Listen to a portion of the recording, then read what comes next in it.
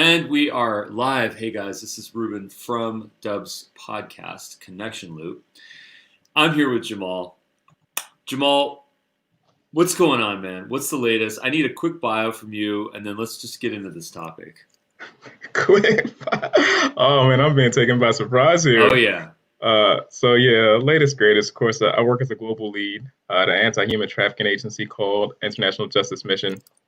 But part-time, also work as a counselor and a mentor and advisor. That's my passion. It's just speaking life into the life of other people who are struggling, whatever that may be. I like to make my sessions to the person. So right now, I don't do any like programs because one size doesn't fit all. I'm a firm believer in that. Uh, 3 years ago, I used to counsel full time, and there's no session, no counselee, no client that's the same. And so I believe that no program should be the same because you end up missing a lot in that and you don't tackle root issues. Hmm. So that's the latest, greatest with me here in the DC, not in the DC area. I'm actually right here in DC, right in the thick Hmm. of it. So we call DC proper. Got it. And when did you find your calling? When did you realize that this was your purpose and that you needed to pursue it? Right. I would say as a young teenager, I initially went to school for computer graphics because I found it to be lucrative, especially at that time in the late 90s, early 2000s. And then I remember my first time in college, first semester, I was like, this is the worst. I hated it. I didn't like anything about it. And I also realized that the schedule was like one class would be like at 11 and the other class would be at 2:30. So I would just be on campus just waiting around. And I was like, this is not working for me. This is not a good ingredient. And Yeah. then I realized a running theme, that every time I got around friends, around family, people would spill the beans to me. I don't know why. People would tell me like really, really personal stuff. But I learned from my mother, always keep a confidence. If someone shares something with you, that's between you and that person. You take that to your grave unless they tell you they're going to commit suicide. And I always was able to listen, but also regurgitate back to them what they were saying to me, but also to curt it in a way that was helpful. Like, find some resolution to this. Hmm. Um, and I kept hearing that running theme from so many people, like, you ever thought about going into counseling? So I kind of found my calling through just a running theme of so many different people in my life who didn't know each other, who were all saying the same thing. Uh, Well, I definitely get that vibe from you, man. There's something kind of trusting about you, and you have a really kind of open, positive vibe. I feel safe around you, Jahmaal. So I'm sure that other people feel that, and I think that's so important. And unfortunately, that's why we make a lot of the decisions that we make because we just don't feel safe. We can't open up to others, to counselors, people on our team, family members, so on and so forth. So. Well, thank you for pursuing your purpose because I'm sure you've helped so many people. And through, I think, conversations like this, people can learn more about themselves and improve. So, Hopefully, that's my desire. That's my passion, man. Is whenever I see someone rise to their full God given potential, and even to be a small part of that process, it's like meat on the bones, man. I love it. So. yeah. And what would you say that is really holding people back? Like, what are the kind of top things that you feel like are just preventing someone to fulfill that potential? I'm glad you asked for top things because there's not any one thing. There's often numerous things. It's often cyclical. But a lot of times, many of us, if we're gut level honest, we have childhood trauma that's not been addressed. And it could be something really small. It doesn't have to be this huge thing. We often look for approval. We often look for affirmation. And when we don't receive it, we find a way to be in control. Even the most type B personalities of us are control freaks. And whenever we start to find that thing like, okay, I could not control this. I couldn't control the way I heard from dad or mom, what they really thought about me. They may have been a little loose with their tongue, but I can control that I make people laugh when I'm uncomfortable. Or I can control that if I didn't receive physical affirmation, I can maybe hop in bed or receive it some other way, or maybe I can just eat something. I can control what I'm eating. And so it manifests itself so many different ways. And just to go to the root of that, the hard thing about it, especially in the professional world, we all come with a white picket fence.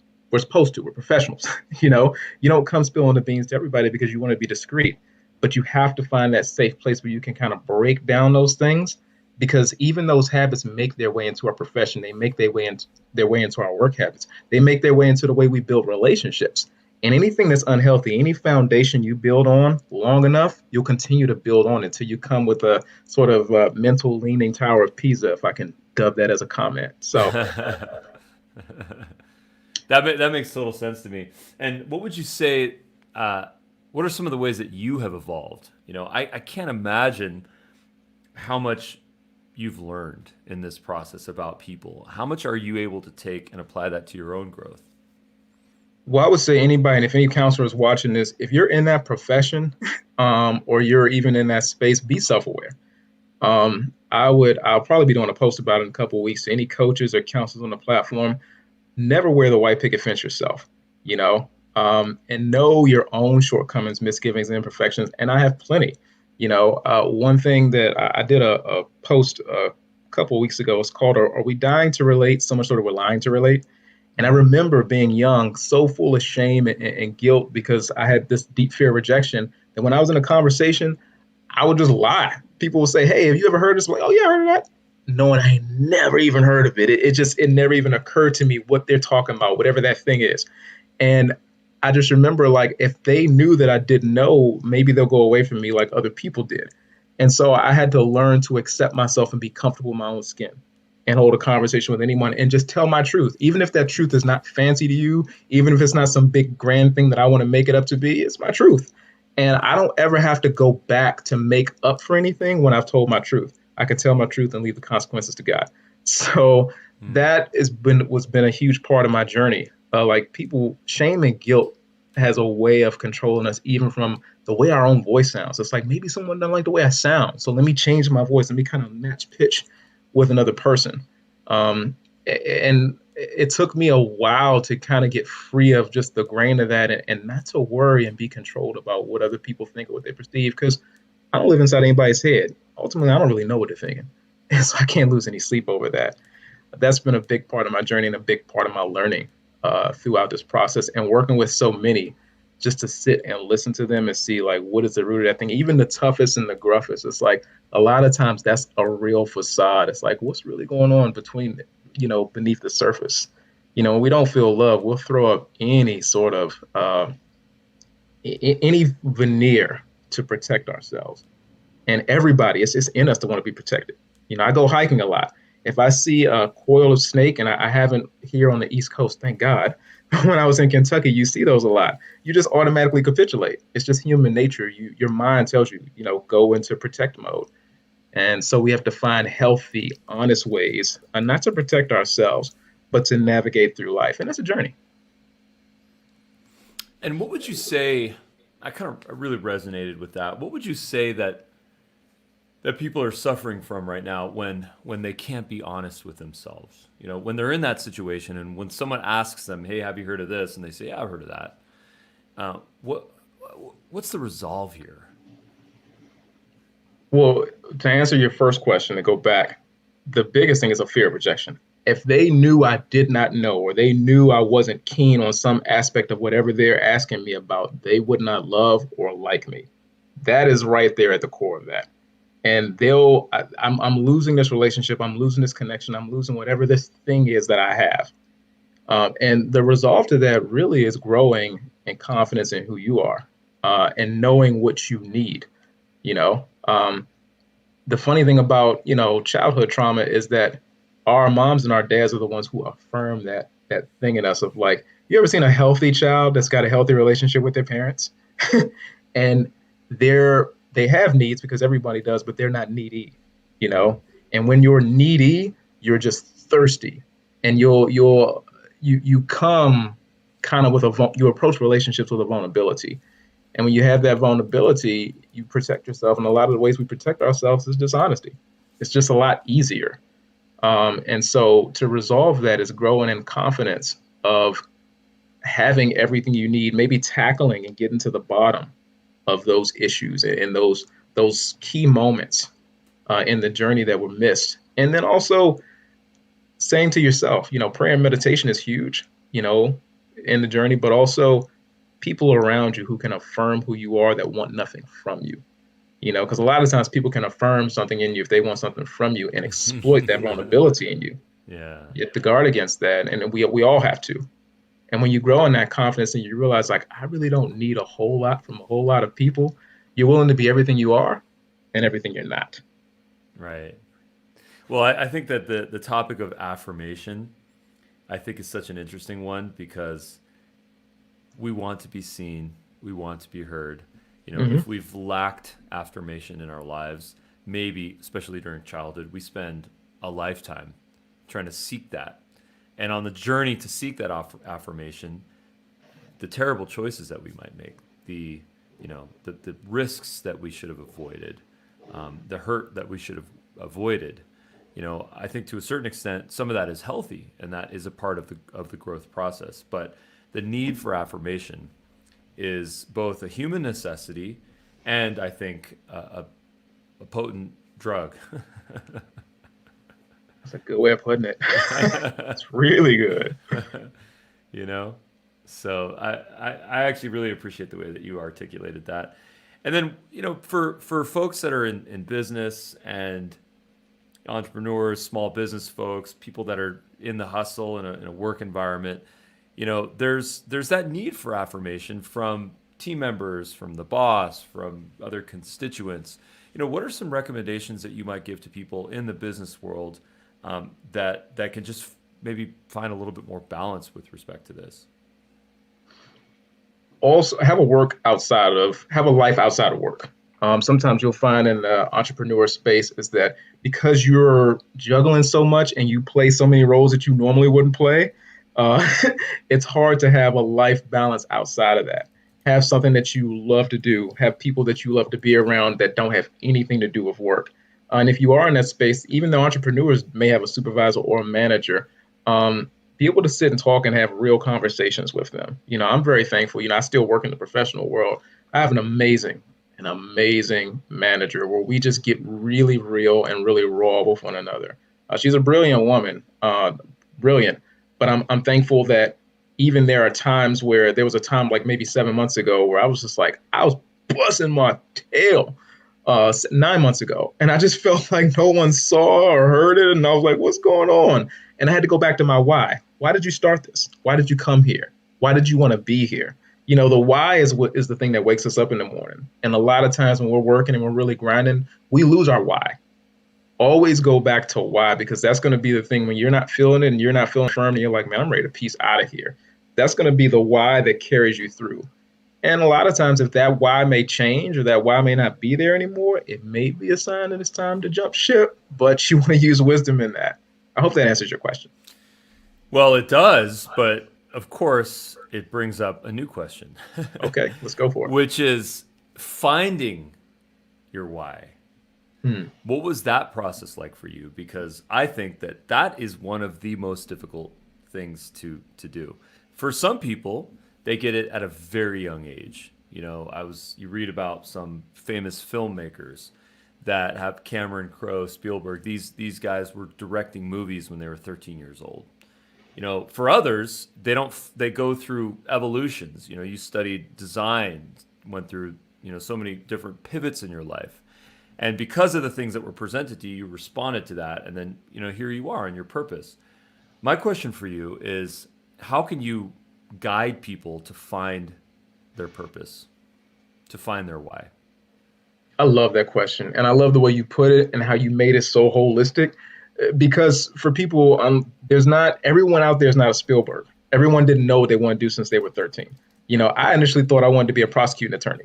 I used to take DC street law, and I went actually down in the court and did a mock trial. And even the judge awarded me. She said, man, you are feisty. She said, I would not want to be on the receiving end of any prosecution from you. So I was like, I'm going to definitely do it. I'm going to be a prosecuting attorney. But that wasn't my passion. My passion is not been in law or in law enforcement. I believe it's important. And that why it changes. It changes as we navigate through life. I know for me, God has granted me the gift of words and the gift to impart and the gift to actually care about people. So what is that itch? I would say for anybody listening or anyone that's going to hear this, what's that itch that you have to scratch? What's that thing that you cannot go to sleep and think about, that when you wake up, Other than your prayers and your meditation, what's that thing that is on your mind? When you're taking a run, when you're jogging, when you watch a movie and something touches you in your emotions, what is that why? It's like, I gotta do that. I'm gonna die if I don't do that. That repeated theme that keeps coming up is a problem you were created to solve. And a lot of times, I hate to say it based on the way we started the conversation, but the why sometimes can be birthed out of our trauma. The very thing that we fail the most, or where we've had the most darkness in the deepest place, is the very thing that we're raised up and prepared to, the very mud we're prepared to pull others out of. And so sometimes that why comes out of circumstances that we didn't envision. We see that tons with, you think of anyone who, like Betty Ford. I mean, I can go on and down a list of names. And so it's kind of hard to answer that question because that why changes from person to person. But I would say, what is that itch that you have to scratch? And what is that place of pain, that misery? Sometimes your misery becomes your ministry. And ministry is just, let's not get churchy or preachy, even though I'm a man of faith. Ministry is just service. The very thing that made me miserable may be the very platform that I'm supposed to serve others from. Your misery becomes your ministry. I was thinking about this idea of the why behind the why. And you mentioned something that was pretty powerful. You said sometimes based on things that we have gone through in our childhood trauma drive our why. So for an example, I was not validated as a child. I was terribly poor as a child. I did not get a lot of attention as a child. I was the youngest sibling. I didn't get the respect.